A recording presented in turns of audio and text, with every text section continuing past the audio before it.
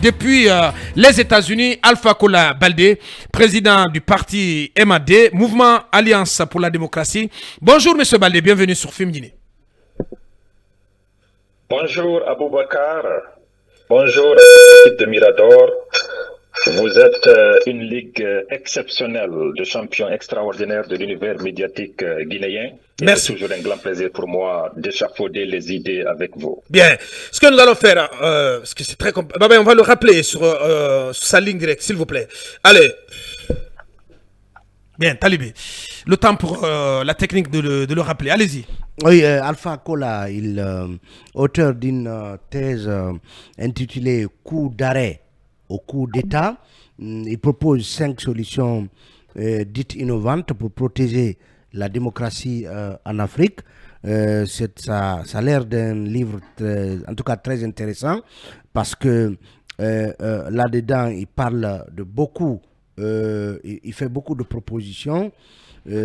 Sur lesquels on va l'entendre tout à l'heure. Mais d'abord, pour planter le décor par rapport à l'actualité au Niger, Talibé. Oui, l'actualité au Niger, c'est cette menace de poursuite judiciaire brandie par la junte contre le président Mohamed Bazoum, séquestré depuis le 26 juillet.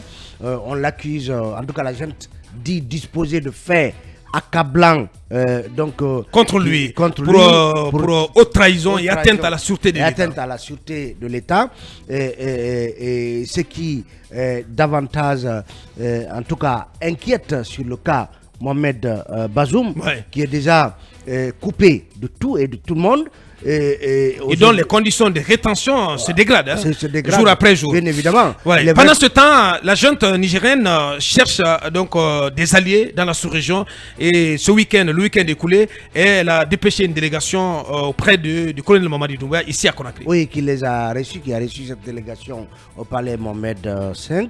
Le président n'a pas, en tout cas de ce qu'on a rapporté, n'a pas ouvertement dit que voilà, nous soutenons fermement, nous nous mettons aux côtés du Niger, mais il a réaffirmé le principe qui est celui de la Guinée d'être toujours aux côtés des peuples africains lorsqu'ils ont des problèmes. En difficulté. Allez, nous repartons du côté des États-Unis pour rejoindre Alpha Kola Baldé. Il est en direct. Bonjour, rebonjour Monsieur Baldé, et merci d'avoir accepté notre invitation. La sous-région ouest-africaine, Monsieur Baldé, fait face à une spirale de coups de force, de coups d'État qui constitue aux yeux de moult observateurs une menace sérieuse pour la démocratie. Vous êtes en train d'éditer un ouvrage sur les solutions pour éviter, en tout cas enrayer cette vague de coups d'État.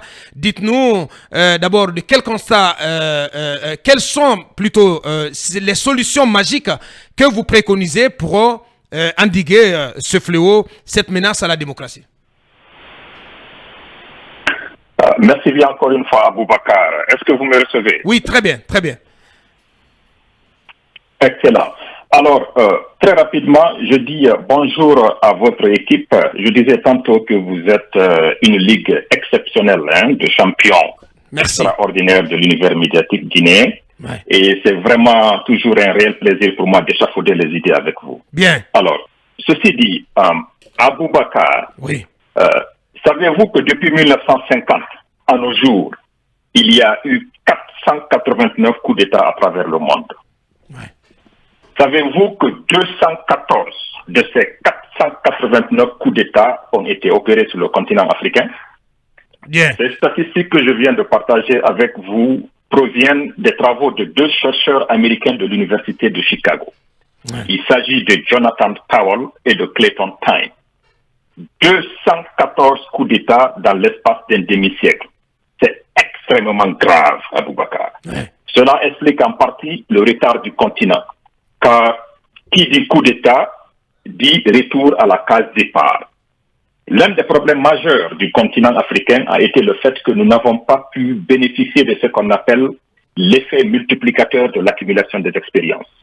Nous sommes tombés dans le piège du cycle infernal de l'éternel recommencement. Alors, deux constats. Oui. Le premier, c'est le fait que la problématique des coups d'État n'a jamais été sérieusement posée et étudiée.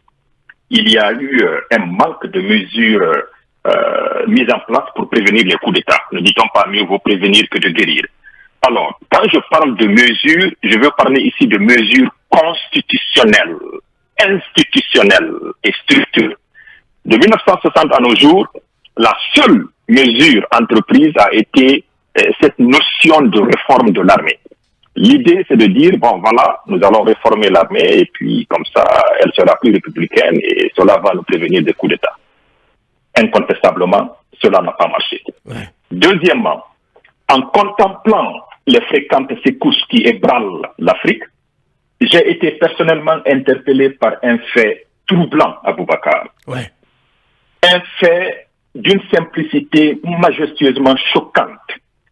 Et c'est ce fait qui constitue le thème central autour duquel s'articulent les propositions du livre, de la thèse. Ce fait est le suivant. Prêtez très très bien attention.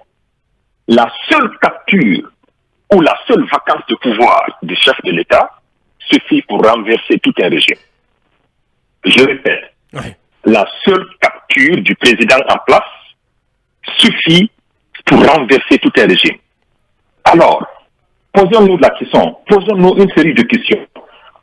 Pourquoi sommes-nous si vulnérables face à la capture d'un seul individu, fût-il le chef de l'État? Pourquoi la déconstruction du système semble aussi facile que ça? Dès qu'on met la main sur le chef, le tout s'écroule comme un château de cartes. Sommes-nous des républiques démocratiques ou des royaumes où tout simplement repose sur un seul homme? Aboubakar, oui. Ce que nous avons appelé démocratie en Afrique n'est qu'en réalité qu'une monarchie bien maquillée. Nous avons connu des pays, je peux prendre l'exemple des États-Unis, où des présidents ont été assassinés. Mais nous n'avons jamais entendu parler d'une prise de pouvoir. Nous n'avons jamais entendu parler de la suspension d'une constitution ou de la dissolution du Parlement, patati patata. Et donc, le simple fait de mettre la main sur le chef de l'État ou la simple vacance de pouvoir constitue des raisons pour kidnapper l'exécutif, c'est un problème fondamental. Bien. Maintenant, la bonne nouvelle, c'est le fait que ce problème que nous venons d'indexer se trouve en même temps la solution. Oui. Si le fait de mettre la main sur le président, si le fait de kidnapper le chef de l'État est tout ce qu'il faut pour déconstruire un ordre constitutionnel, alors la solution serait de savoir comment faire en sorte pour que la vacance de pouvoir ne soit pas suffisante pour renverser le système. Est-ce que vous me suivez? Oui, très bien. Il est donc une question de rendre la tâche si complexe, si difficile, que personne ne serait tenté de s'embarquer dans une telle aventure. Oui. C'est ainsi donc que coup d'arrêt au coup d'État, c'est cette thèse palpitante qui vient donc poser le débat de façon pertinente et proposer 5 mesures qui permettent justement de gérer avec clarté et précision toute tentative de coup d'État. Bien. Je vais très rapidement donc on va aller à ces 5 solutions. Allez-y. Très bien. Alors, la première, c'est ce que j'ai appelé le PSI. Le PSI, entendez, c'est un protocole de succession inébranlable. La deuxième, c'est le CSDD, c'est-à-dire la mise en place d'un conseil supérieur de la défense de la démocratie. Entendez par là un conseil supérieur pour la sauvegarde de la patrie ou de la nation. Ouais. La troisième proposition, je l'ai dénommée la grille, c'est-à-dire la mise en place d'une garde républicaine indépendante. La quatrième, c'est cette question de la décentralisation autonome et effective. La cinquième et dernière, c'est la FIR, c'est-à-dire une force d'intervention régionale.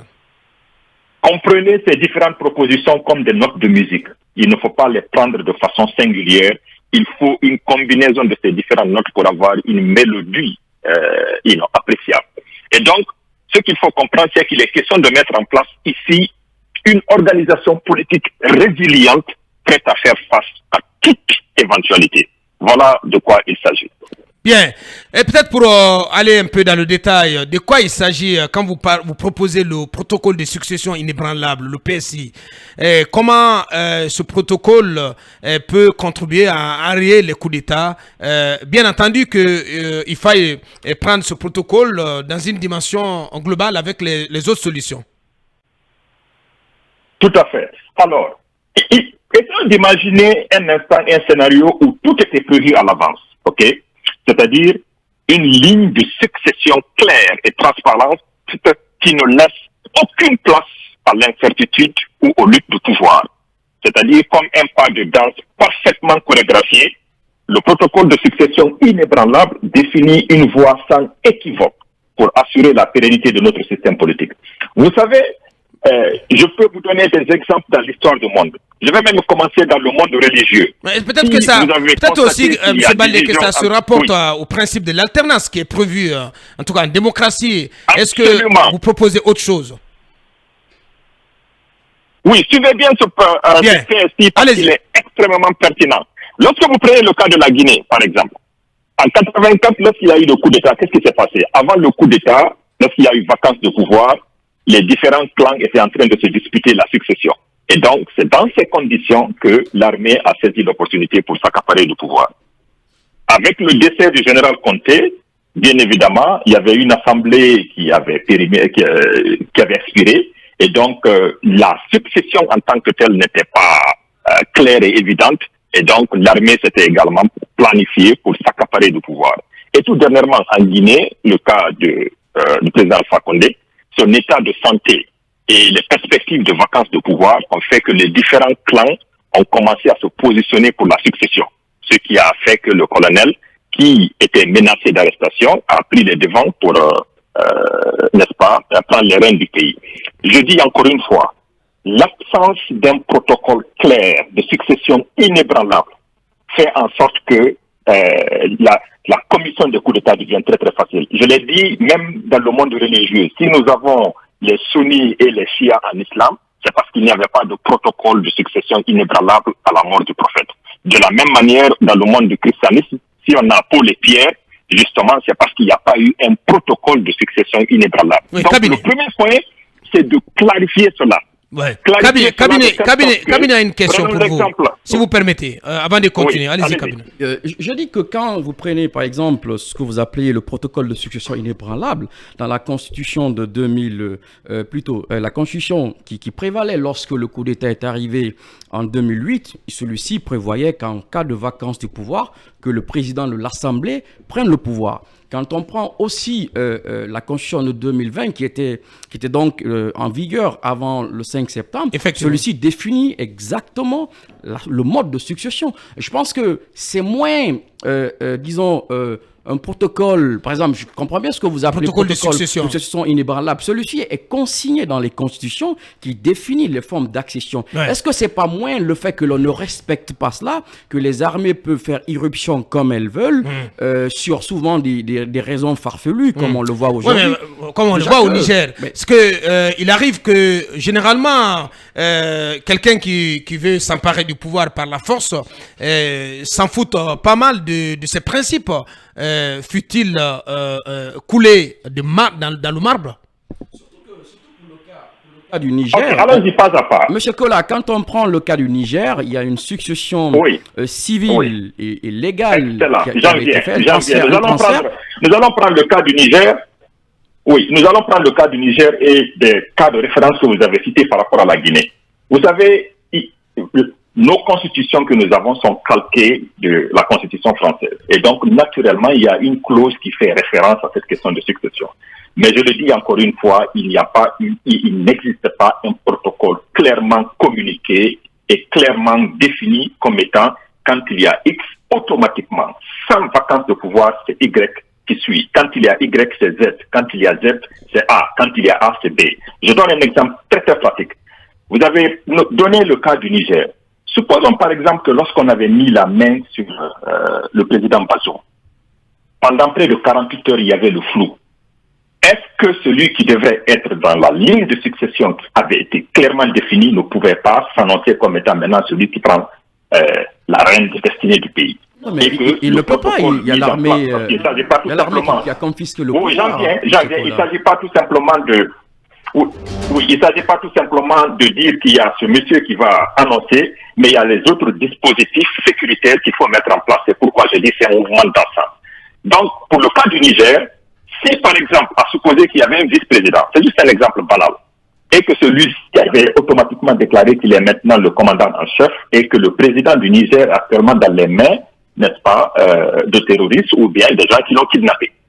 Là, ça allait beaucoup plus même faciliter de l'opinion internationale, parce que ça serait lui qui aurait lancé l'appel en forces de défense et de sécurité, en tout cas ceux qui sont toujours fidèles à l'ordre démocratique, de respecter ce principe et de tout mettre en œuvre pour la libération du président qui est kidnappé et solliciter l'apport du monde international, n'est-ce pas, en gage d'appui pour la restauration de l'ordre constitutionnel qui a été bafoué. Bien. Supposons que ce vice-président aussi a été capturé. Automatiquement, parce que je connais ces cas, comme je l'ai dit, nous avons eu des cas aux États-Unis où des présidents ont été même assassinés. Ce que nous allons faire, M. Baldé, ce que nous allons faire, parce qu'on est malheureusement pris par le temps, et nous allons, avec votre permission bien entendu, prolonger ce débat demain, mercredi, dans cette même émission, bien entendu avec votre accord, parce que vous avez des choses intéressantes, vous avez des choses intéressantes à nous dire et donc à exposer dans cette émission. Donc on continuera le débat sur ces 5 solutions que préconise, que propose l'homme politique Alpha Kola Baldé, président du MAD, mouvement Alliance pour la démocratie, donc qui a réfléchi au remède au coup d'État dans une thèse qui va paraître très prochainement, intitulée donc au coup d'arrêt au coup d'État. Grand merci à vous tous qui nous avez suivis. Merci à vous surtout à M. Alpha Kola Baldé. Merci pour votre disponibilité. On reviendra donc avec vous sur cette thèse demain dans cette même émission. Ça n'est terminé donc pour aujourd'hui. Merci à notre duo de techniciens Ibrahim Baben Diallo, Ibrahim Assila. Grand merci aussi à Silla qui est le maintenancier. Merci à Ossis et restez à notre compagnie. Le programme continue ce film. Derrière nous, Guy Tindira avec Aoube et toute sa team. Merci de l'attention. À demain. Au revoir.